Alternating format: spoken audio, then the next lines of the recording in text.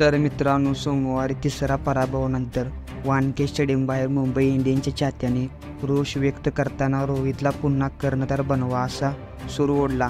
भारताचे माजी फलंदाज मनोज तिवारी यांनी रोहित शर्माला मुंबई इंडियन्सचा कर्णधार केला जाईल असा दावा केला आहे.